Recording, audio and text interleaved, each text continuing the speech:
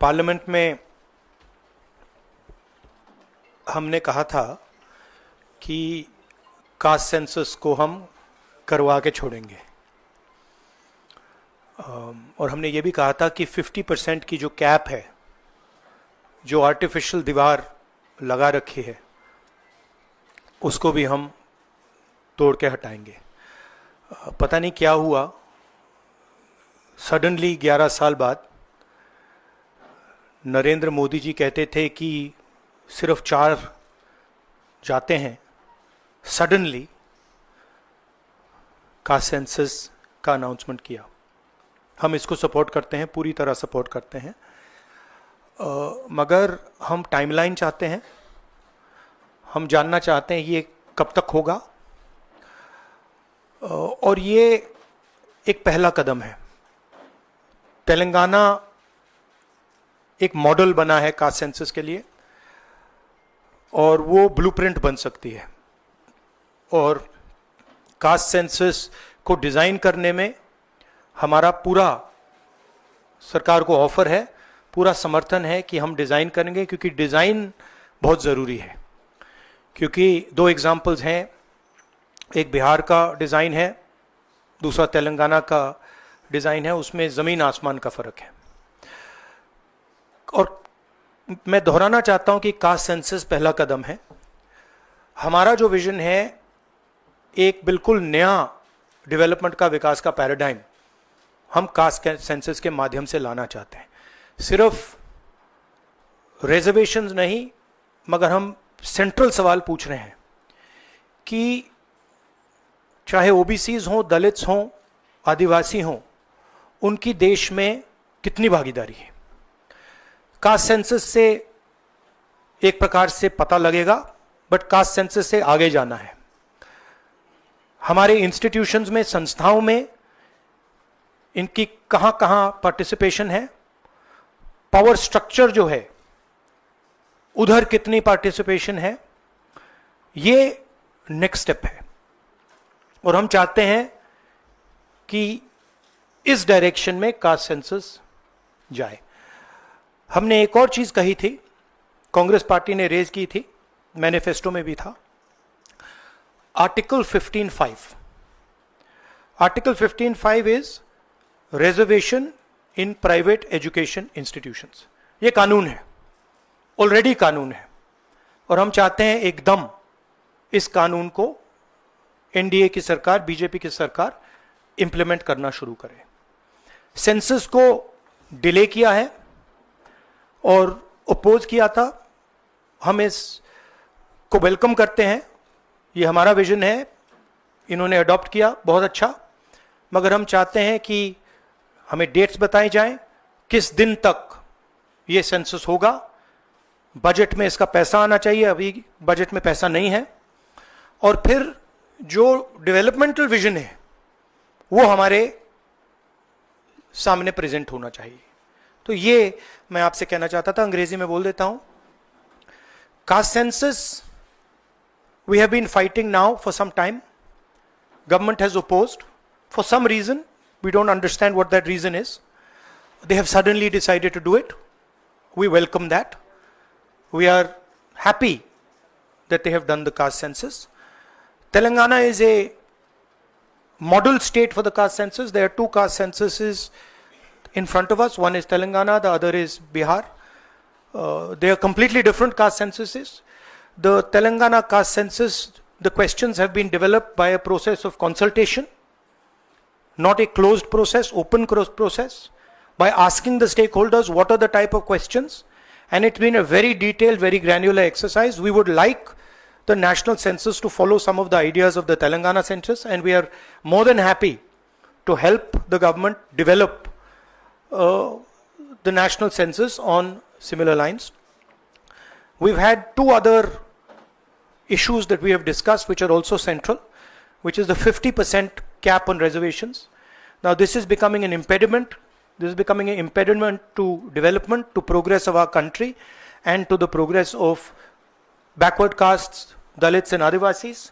And we want this 50% barrier to be eliminated and broken. We have stated that. We have We have put enough pressure on the government to get the caste census done. We want a date by when it's done. We are going to put pressure on the government to make sure that 50% cap is destroyed. And after that, there is a third thing, which is the Article 15(5), which is reservation in private educational institutions. It is already a law. We want that law to be implemented as soon as possible. So that is broadly the structure. We see the caste census as a new paradigm of development. And we want to go beyond the caste census. We want to understand what is the participation of 90% of our population in the power structure of our country. Where are they participating effectively and where are they not participating? And we want to give them participation and access to power. So we are absolutely convinced in the Congress Party that the caste census is a first step of a completely new development paradigm in the country, and we are going to push this paradigm through one way or the other. It doesn't matter what the BJP thinks. We have shown that we can pressure the BJP into doing the caste census. We are going to show you that we are going to pressure the BJP into doing 15(5) and also removing the 50% cap. I think every Congress member, every Congress worker, every single person who has fought for the caste census, and there are millions of people, activists from the backward communities, Dalits, Adivasis, I'm very proud of what you have done. This would not be possible without the effort, without the hard work that you have done. It has been a sustained campaign that we have run, and I'm very proud of every single person who has helped us in this campaign. Thank you.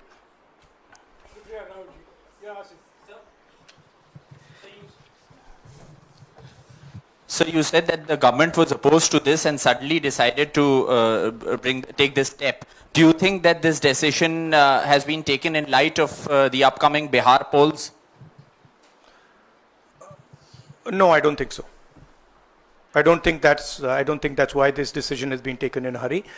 I don't need to comment on whether they took it, when they took it, how they took it. Now they have taken it. We are happy they have taken it. Now this needs to be taken forward. Sir, प्रधानमंत्री बार बार ये कहते थे कि ये 4 जातियां होती हैं सिर्फ देश में.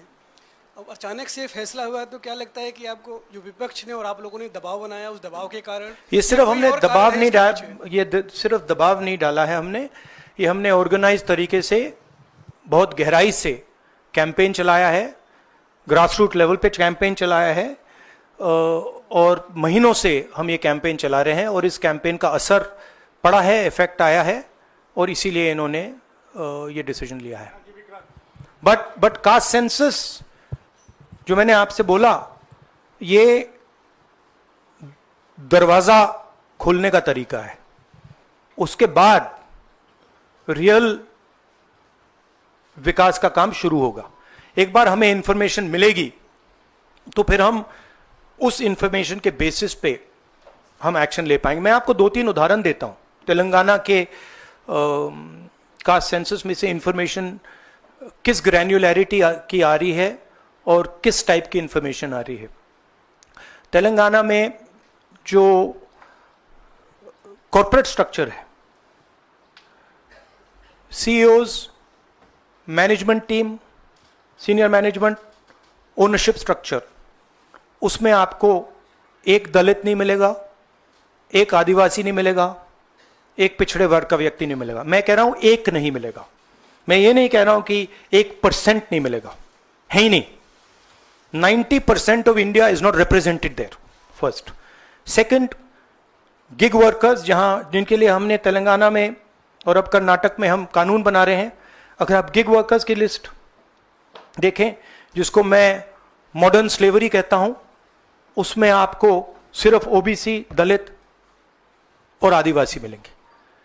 तो ये 2 स्ट्रीम्स बन रही हैं. एक स्ट्रीम मजदूरी की स्ट्रीम, गरीबी की स्ट्रीम, बेरोजगारी की स्ट्रीम, जिसमें दलित, आदिवासी, पिछड़ा वर्ग है, और दूसरी स्ट्रीम जिसमें एक छोटी सी एलीट पूरे के पूरे सिस्टम को कंट्रोल कर रही है. उसके ऊपर अदानी जी, अंबानी जी बैठे हैं. तो ये कास्ट सेंसस इस चीज को बदलने का फाउंडेशन है, पहला कदम है. राहुल जी, आप लगातार दबाव बना रहे थे, लेकिन पिछले 11 सालों से प्रधानमंत्री मोदी इस पर नहीं मान रहे थे. अभी पहलगाम का इतना बड़ा हादसा हुआ, क्या आपको लगता है कि इस वक्त में जो टाइमिंग है प्रधानमंत्री की कास्ट सेंसस को मानना, वो पहलगाम से देखिए, ध्यान भटकाने की कोशिश है? आप जर्नलिस्ट हो, ये आप लोगों का काम है, आपका काम स्पेक्यूलेशन है, मेरा काम स्पेक्यूलेशन नहीं है, मैं फैक्ट्स पे काम करता हूं, तो आप स्पेक्यूलेट कीजिए, मैं इस पे स्पेक्यूलेट नहीं करूंगा, मेरे को स्पेक्यूलेट करने की जरूरत ही नहीं है। उन्होंने क्यों लिया क्यों नहीं लिया उसमें मुझे कोई इंटरेस्ट नहीं है, लिया और ये बड़ा स्टेप है। मैं सिर्फ ये समझना चाहता हूं कि ये सेंसस कब होगा और ये किस प्रकार से सेंसस होगा, कौन से सवाल इसमें होंगे, क्योंकि आप कह सकते हो कि हमने सेंसस कर दिया और फिर रेलेवेंट सवाल आपने नहीं पूछे तो फिर उसका कोई मतलब ही नहीं है। तो तेलंगाना में हमने बहुत गहराई से पब्लिक में जाकर कंसल्टेशन करके, लाखों लोगों से कंसल्टेशन करके हमने डिजाइन किया है। तो we want a people census, we don't not want a bureaucrat census. Sir आप पहले ही कहते थे कि एक्सरे आई है, तो एक्सरे के लिए सरकार राजी हो गई है, किस तरीके से एक्सरे हो? आप बार बार तेलंगाना मॉडल की बात कर रहे हैं, तो क्या तेलंगाना मॉडल अडॉप्ट होना चाहिए, किस तरीके से होना नहीं, चाहिए? देखिए, तेलंगाना मॉडल में 2-3 प्रिंसिपल्स हैं। पहला प्रिंसिपल है कि बंद कमरे में 5-10 ब्यूरोक्रेट्स ने उसको नहीं डिजाइन किया, ठीक है? क्योंकि फ्रैंकली बोलूं तो जिन कम्युनिटीज की हम मदद करने की कोशिश कर रहे हैं उनकी होल्ड ब्यूरोक्रेसी में है ही नहीं। तो हम चाहते हैं मैस सेंसस, ओपन टेक्नोलॉजी का सेंसस, जहां हम स्टेक होल्डर से पूछें आपको एक्चुअली डिजाइन में आपकी क्या राय है, आप डिजाइन के बारे में क्या सोचते हो। यह तेलंगाना का first principle. Second principle Telangana में कि we have set up a expert group who is now going to study all the data and is going to present to the government of Telangana a vision based on caste census. So that is the second step. And third step, as you are already aware, Telangana has demolished that wall of 50%, right? And also the 15.5, article 15.5 जो मैंने mention किया है।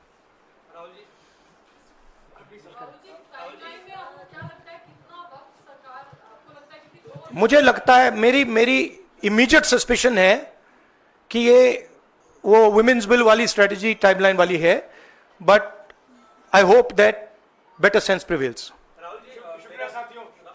अच्छा,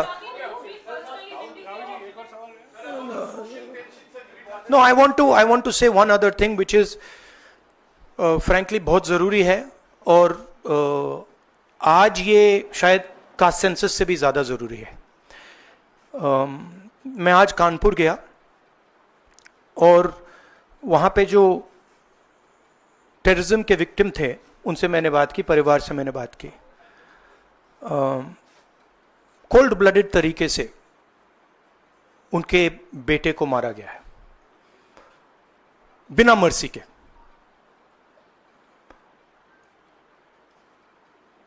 और 28 लोगों को ऐसे मारा गया है, बहुत सारे लोग घायल हुए हैं।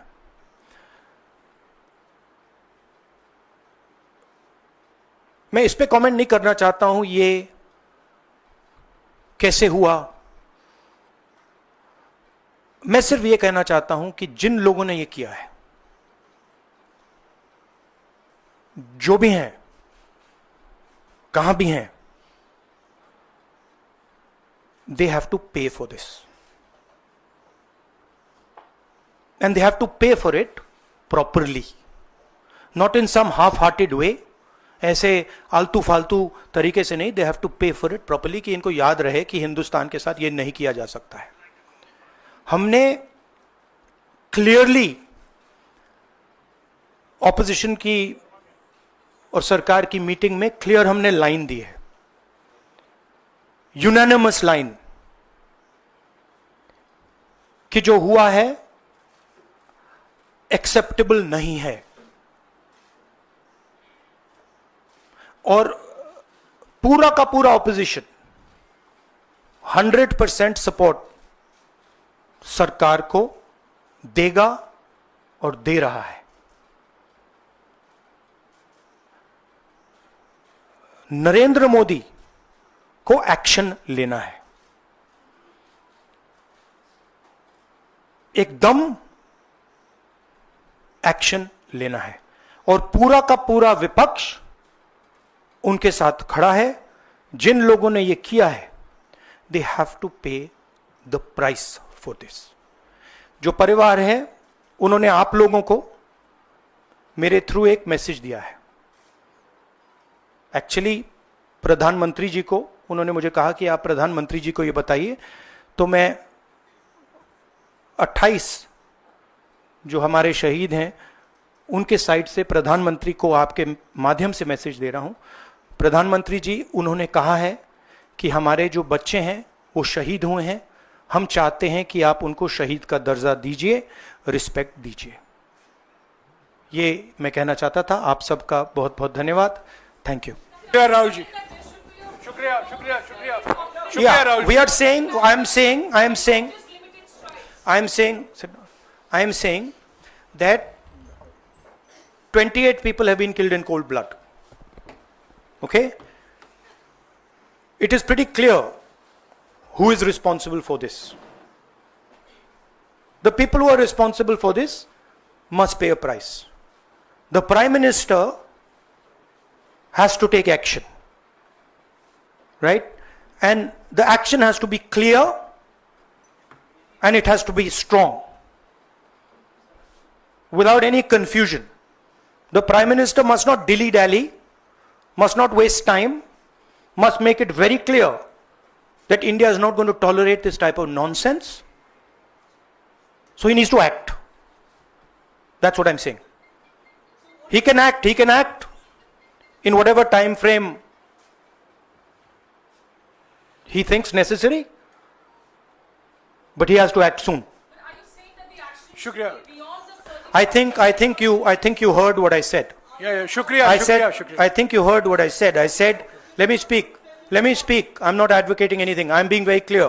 The people who've done this need to pay a price. Okay? And the Prime Minister has to act on it now, firmly. He should not dilly-dally. He should not be in a confused state. Thank you. Thank you